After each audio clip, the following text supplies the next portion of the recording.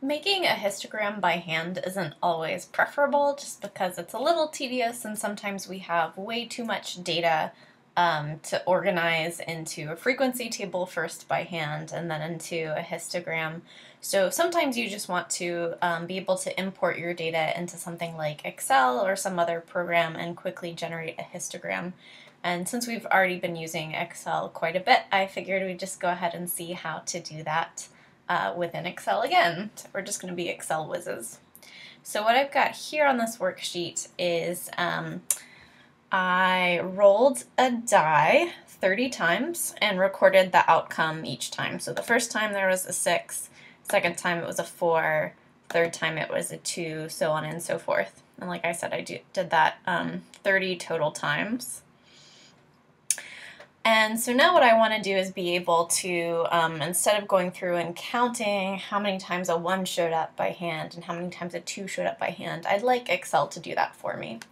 So what I'm going to do is create 2 new columns, one with the outcome that I'm interested in, and then one with the frequency. And so we know that the outcomes we're looking for are 1, 2, 3, 4, 5, 6.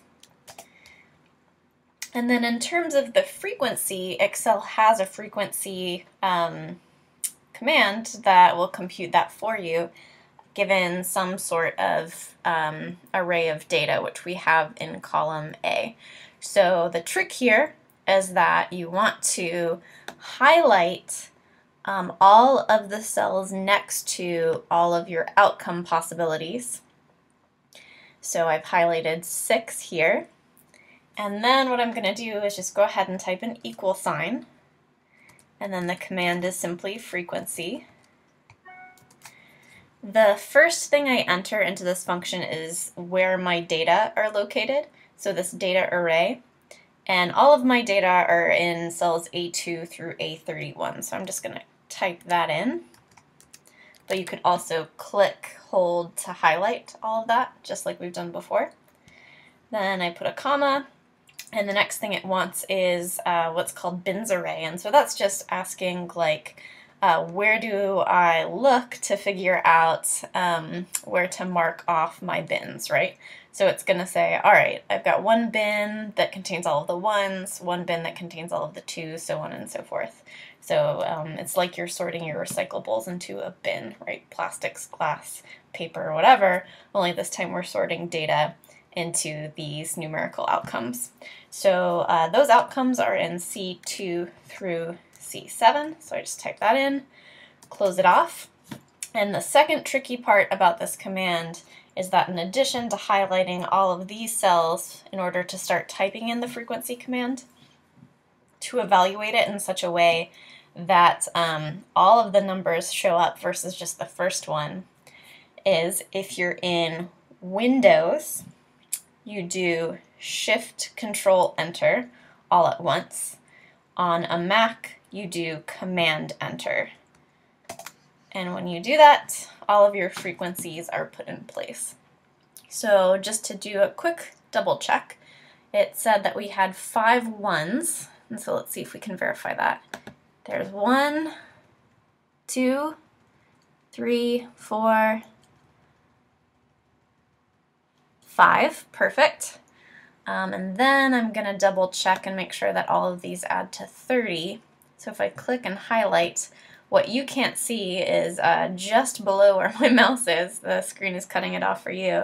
But on the bottom it says sum equals 30. And that's a good way to check that all of the frequencies do add to the total number of rolls that I had. Okay, so that's a quick way to come up with this frequency table for your numerical data. Now you want to represent it in a histogram. So what I'm going to do is I'm going to create a new column with the labels on my histogram. And you can't tell, but I'm using air quotes around histogram, and I'll tell you why in just a minute, or you'll see why in just a minute. You could use these outcomes as the labels, but the problem is Excel is going to read these as separate numerical values, and it'll want to plot it as 2 data sets. So instead, you can either do labels like 1, 2, etc. in quotation marks, or you could call it by the spelled out name. I'm going to do both. So I first click to highlight all of my labels.